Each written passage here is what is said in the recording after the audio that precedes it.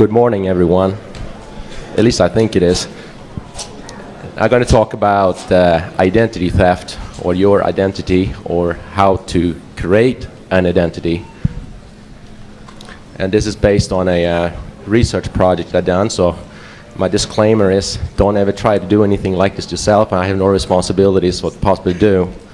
What I'm trying to show is methods identity thieves are using to steal identities and create identities. And my research is based basically on creating identity with a stolen identity or with your identity. It depends how anonymous identity you would like to create. I mean, I guess everybody in here has a cell phone, right? And you know pretty much when you register for a cell phone, you had to give your social security number. I mean, how many entities have collected your social security number out there? Are you guys using accounting services? I mean, accountants are not really experts in computer security. I mean, I've seen many accountants kind of having free for wireless network in their office, you know, and guess what? Everybody's social security numbers in the database, credit card numbers. I mean, you can have a field day in an office like that, and there's really not many regulations regulating small accounting offices of the data they collect. And you know, they just go by the business and do the accounting, but they know nothing about security. So it's very interesting, actually. I'm going to try to keep this talk kind of high level. I'm not going to get very technical with it. I mean, I'll be happy to answer questions afterwards. I don't know exactly how long it's going to take. I got 50 minutes to do this presentation, and this is the first time I'm doing it, so I may rush through it through slides and basically feel it out how it goes. Probably half of you guys will probably sleep today anyway, so after a lot of partying last night, like me, I'm regretfully standing up here today, actually. Okay, this is kind of an overview, what I will talk about, and what identities are important to you. I mean, what is an identity? Really, what is your identity? If you really sit back and think what identity is it just a number that you have? Is it you, something you have, something you are, something you know? I mean, something you are, fingerprints, looks, biometrics, anything like that.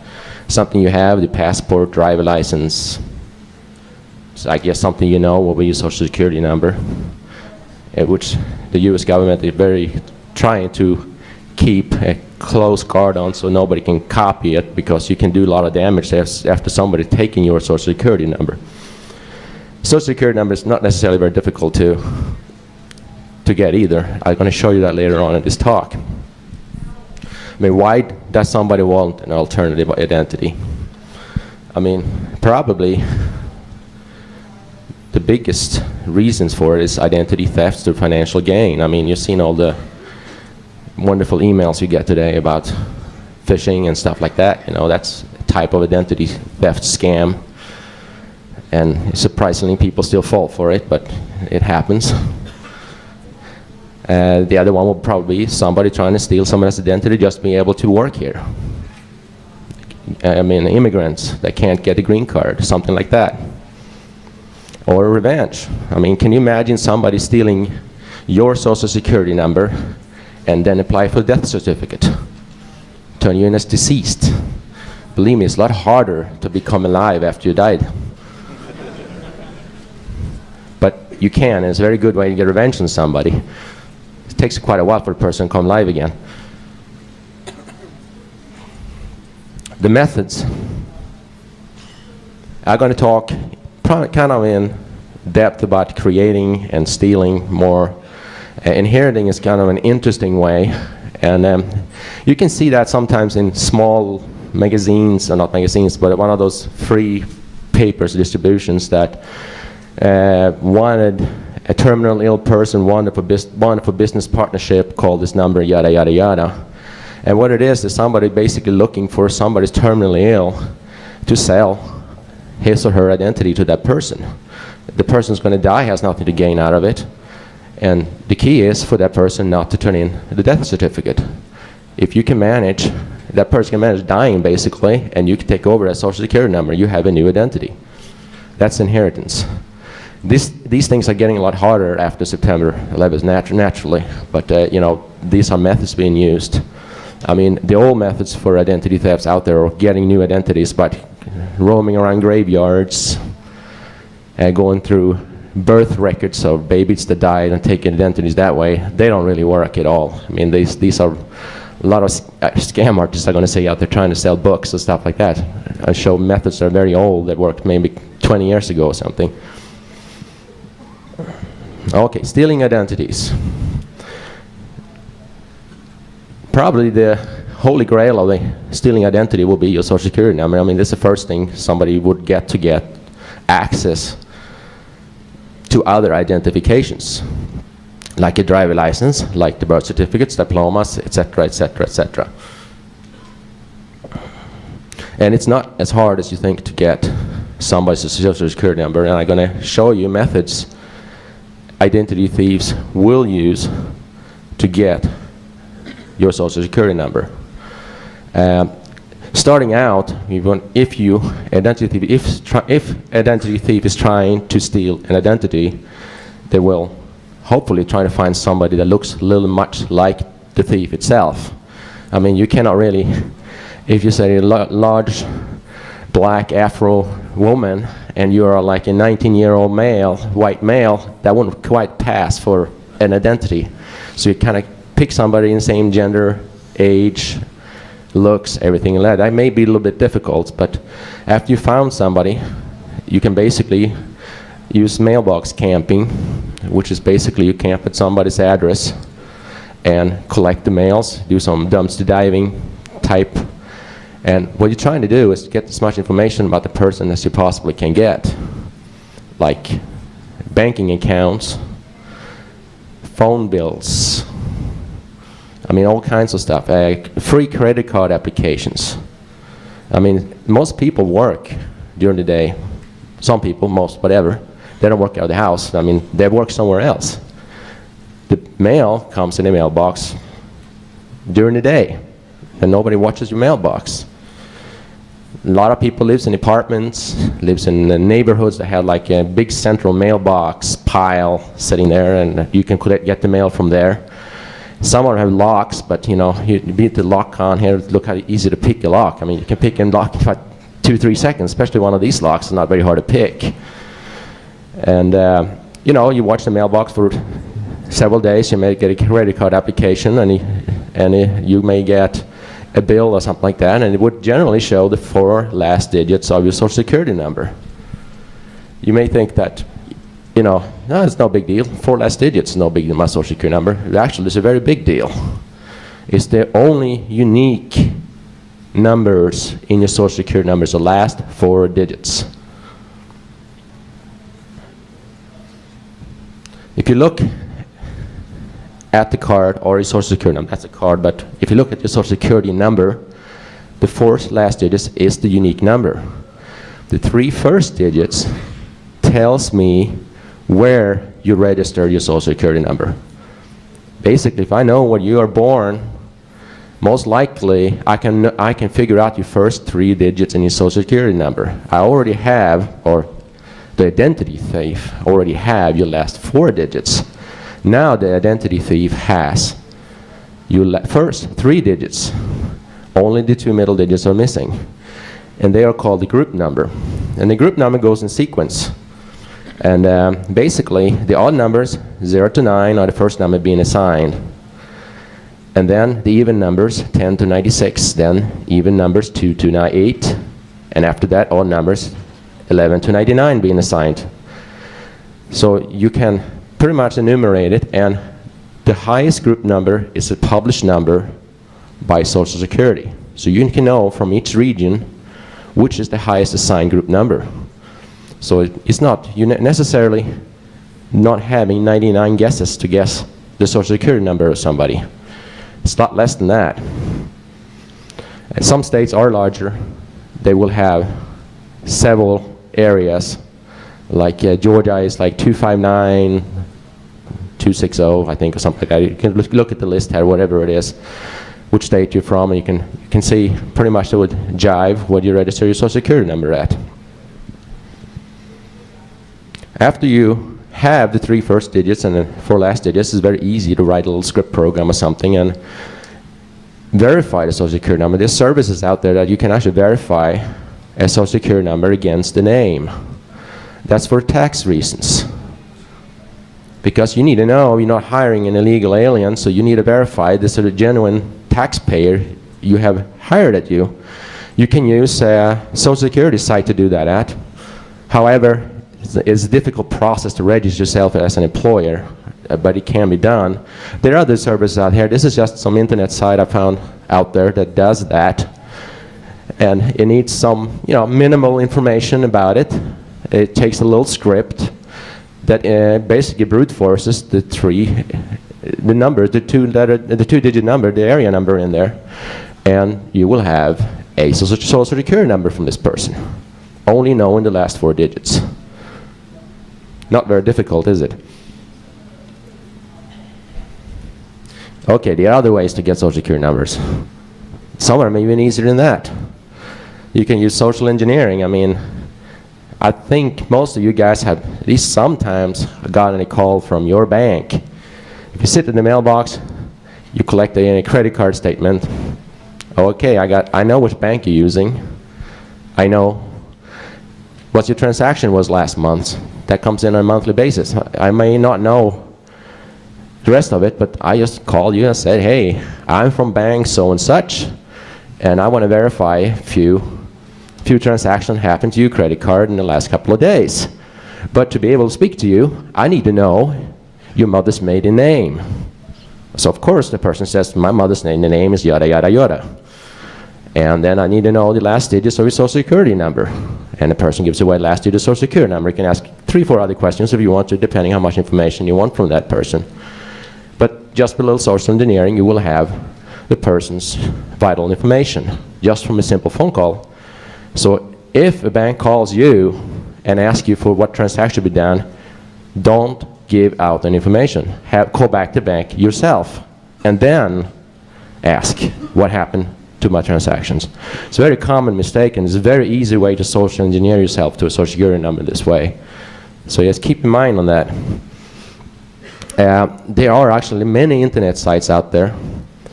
Many of them are being, I think they're getting shut down or something because there'll be less and less of them after September 11th, but these are some samples I've seen. And they basically will find a Social Security number for you. They say they require some legitimate reason why you should get somebody's Social Security number or something like that. You can also make something up, and they charge you like $50 or something like that, and you can use an anonymous internet identity or some ways to get it, and guess what? You will get that person's Social Security number through a service. And it's very interesting. I'm sure most of you guys have heard of Zaba Search or some of these things out there. It's kind of interesting actually, but I have noticed that these sites are decreasing. But it's a very high interest in finding individuals this way.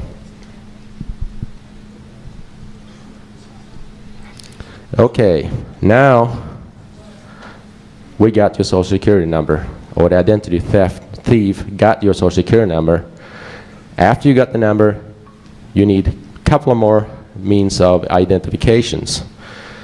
Probably next step in the chain for a thief to obtain identity is to get the driver license. It's probably not a very good idea for a person to go in to the local DMV office where the real owner of Social Security person is and register under that name, because many times that person's picture is on file or something like that, so it's probably not a good idea. You may have a lot of questions to answer why you're not looking exactly the same as the picture. So it's not really the best. Some people make fake driver licenses, and there was a case I read on some websites a while ago. There was some guy in Iran or something that created a fake identity using Brad Pitt's picture. I don't think you should use Brad Pitt's picture. I don't think you should steal any famous person's identity. That's quite difficult. And but you know, a lot of people are not very careful of what they're doing.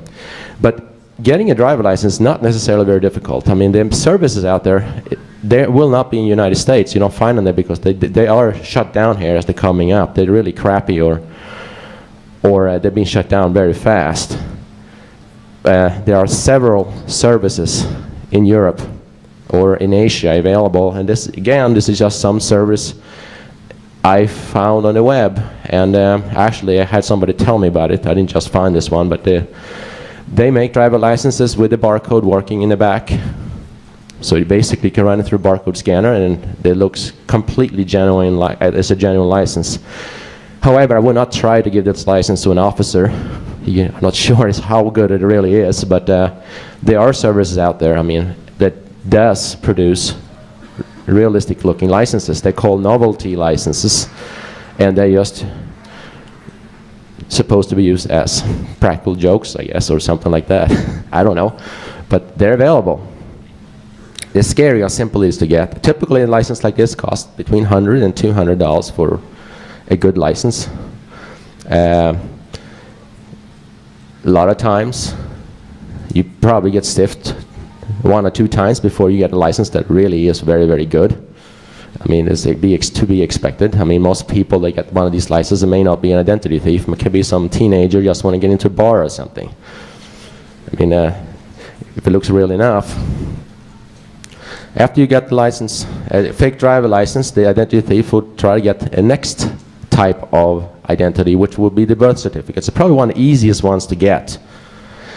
It's not easy to counterfeit a birth certificate because it's like an embossings on it and all kinds of stuff, but it's very easy to apply for one. And again, to apply for birth certificates depends from state to state. In some states, they only send the birth certificates to the person where the person is registered at that address. But if you do mailbox camping or something, who cares? You're watching the mailbox, you know when the mailman is coming in, you can just take the mail away from their address. If some states don't require that, or you can even use services to do this thing.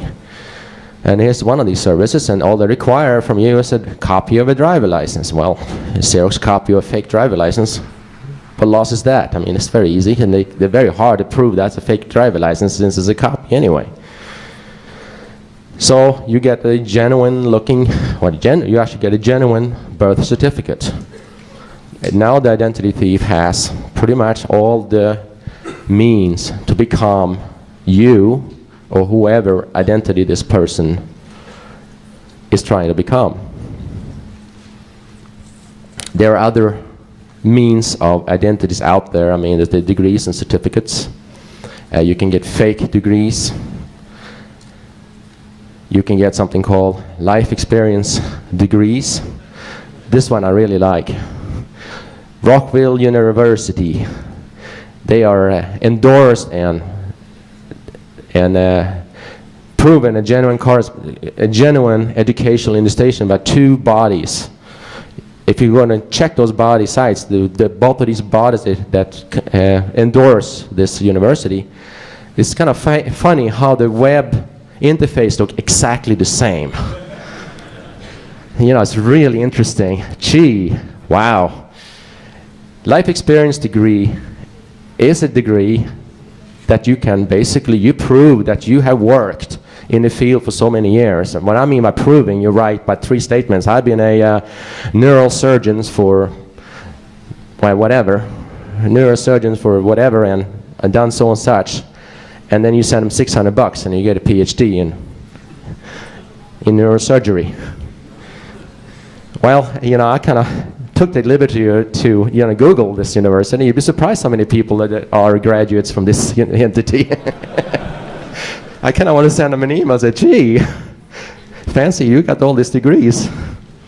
But it can be done. In some states, they can really track you down, but in many cases, you can get by with this thing. It's a real degree. It's kind of scary, actually. I mean, $600 for a PhD, that's a hell of a lot better than go 6 years in college and pay like $200,000. You don't know anything, but that's beside the point. You can still do neural surgery when you're done, right? Okay, after this, the next thing brings us to the next chapter on this thing. This is actually when the stuff is starting to get really interesting. And it has to do with your passport. I mean, how many people in here have a passport? Wow, that's a lot. You see me, I spoke in a local bingo parlor back. There was only like 2 people that had one. But generally, if you go in an area that's very rural, people not traveling, you find maybe 20% of the people will have passports. I mean, I assume this is a very international audience in here. You find a lot of people with passports. And seriously, if you want to protect your identity, get yourself a passport. Because if you don't have a passport, somebody can get the passport in your name. It's very easy because that's the only passport that exists. That's why it's so hard to get a driver license, because just about everyone has a driver license. But very few people have a passport. So it's something to think about. It doesn't cost much to get one, and they're valid for like 10 years or something. But that's the method for somebody to create an identity, is by stealing identity and then use passport to create one, which I will show how the identity thief go by to do this in a second right here. And that is the second part of this presentation right here. And I'm doing pretty good in Taiwanese too. Cool. Okay, the passports. It has benefits. Well, I get a second passport, has benefits, and it has disadvantages. So you need to be aware of both. I mean, something very common with passports, which the United States is trying to shut down on, is the so-called passport traveler. It's individuals traveling on different passports trying to be anonymous. A lot of times for business or tax evasions. That's typically what it's being used for. Basically, those are individuals who have several nationalities in several countries. Most of the time, they travel under the proper identity, but under a different passport. However, some of these individuals have different names on different passports, which makes them nearly truly anonymous. Which the second part is being anonymous. And the other one is called safe travel. I mean, being American can be kind of difficult when you travel today. I mean, there have been incidents you've seen in the paper down in Bali and stuff. They find all the American tourists and shoot them all. I mean, that's not a good thing. So there are a lot of Americans wanting to be able to travel under different passports just to protect themselves, especially if we travel to countries that don't like Americans. By the way, I am American too, and even if I have a Swedish accent. Okay, that's the second copy of that slide. All right, the easiest way to get a passport is use something called a camouflage passport.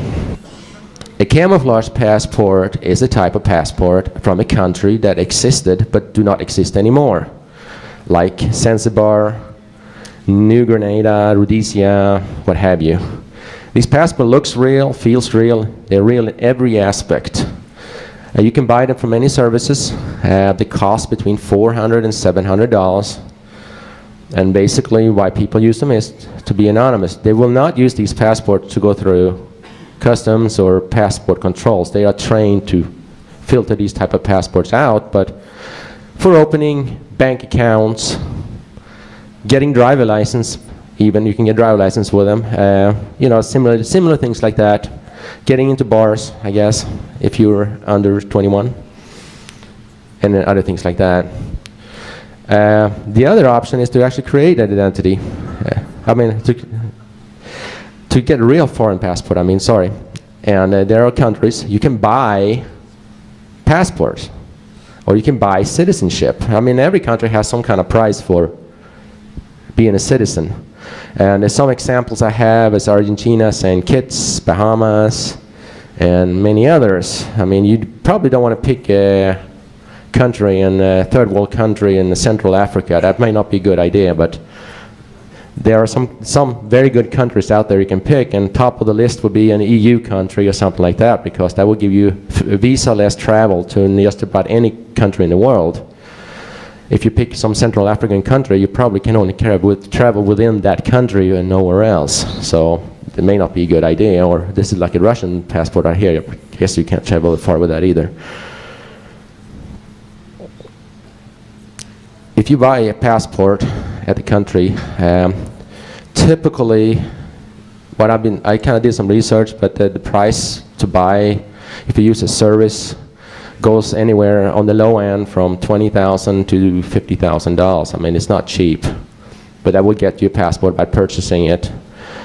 On the low end, it will be something like $5,000. On the high end, it will be like $100,000, $250,000. But if you think about it, you can actually buy yourself a new nationality. It may not be a bad idea, especially if you load it like everybody here is.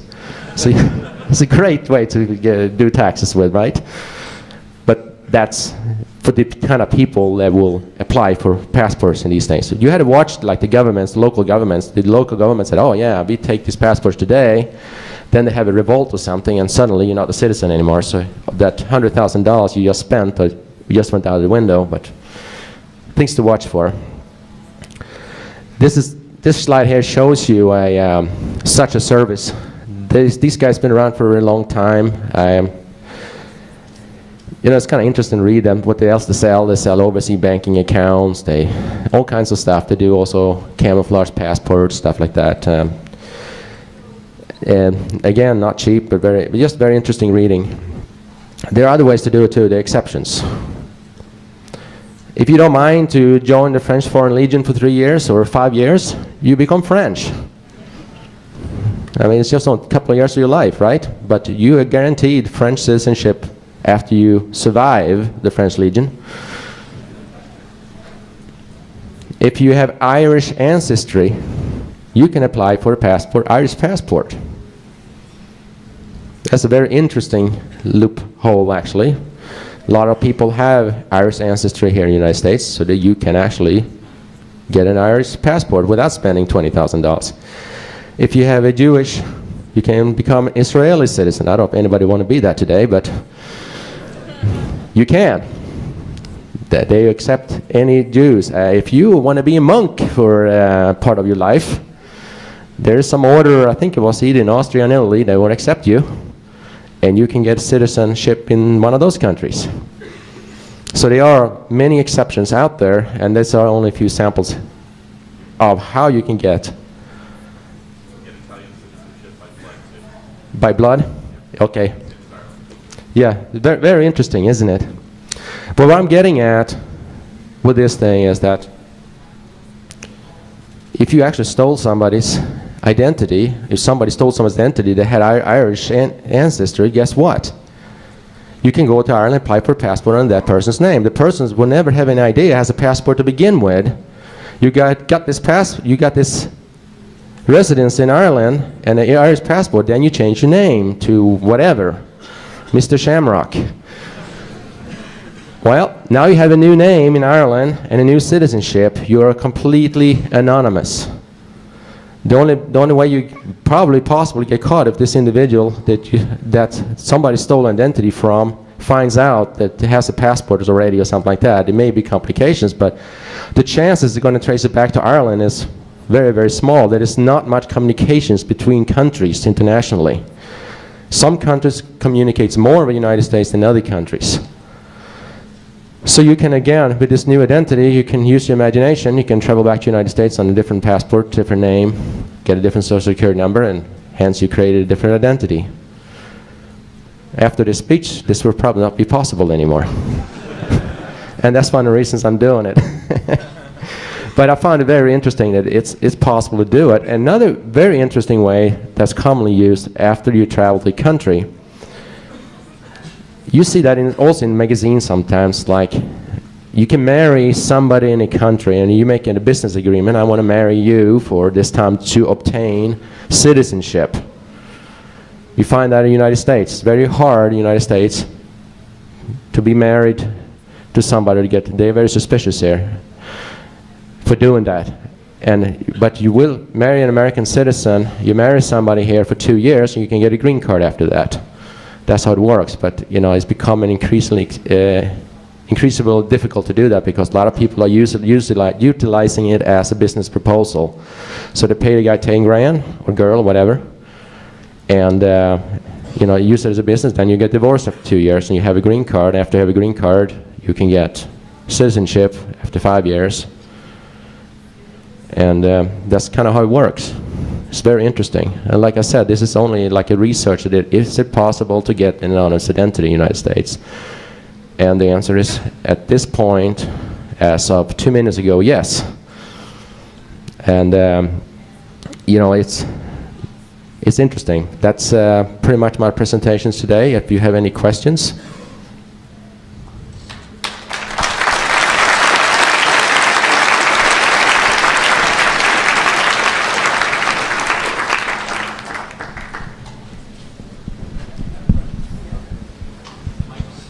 I guess.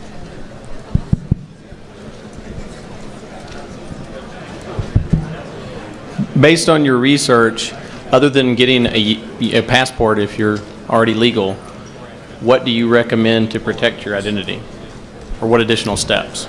There are a lot of steps to protect your identity. I mean, first of all, get yourself a passport because that's very important.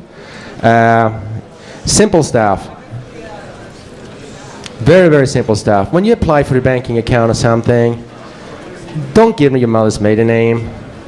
Your mother's maiden name could be Brunhilda or something like that. I mean, that way, that's a good way to protect. Never give information away.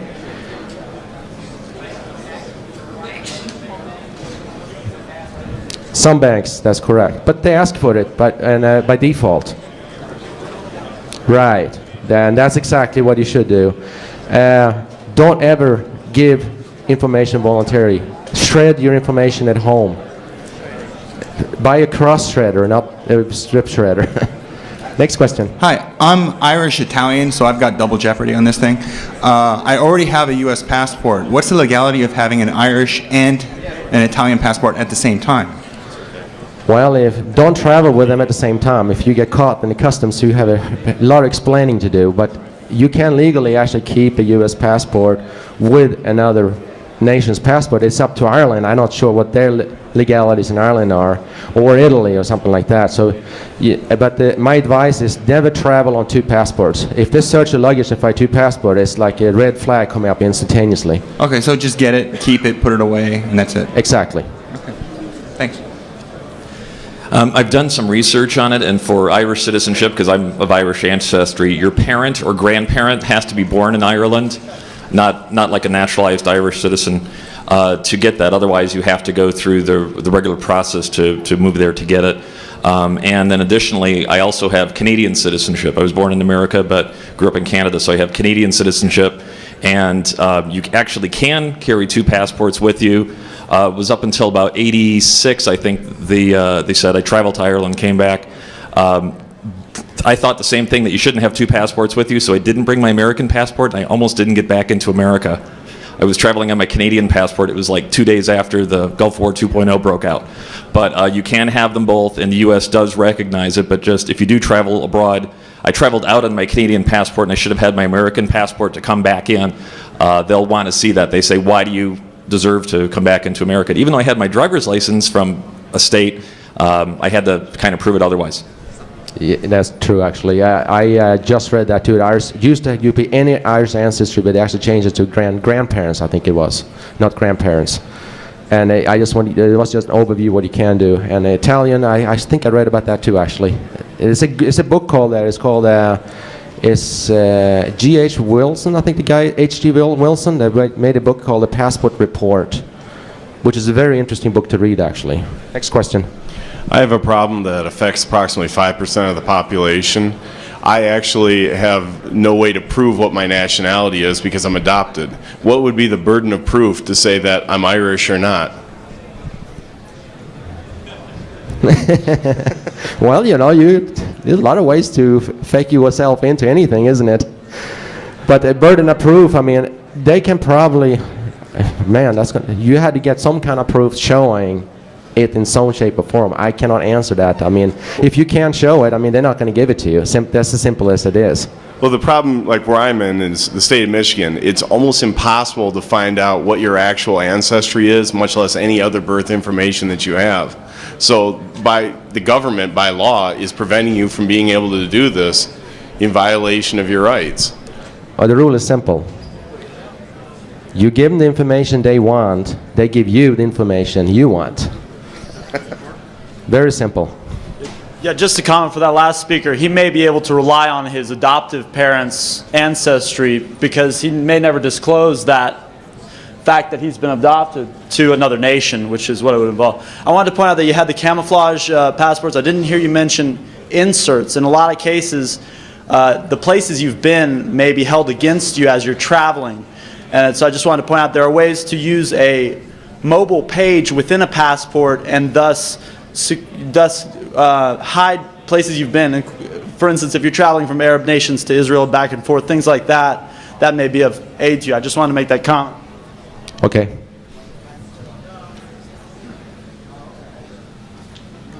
All right, thank you.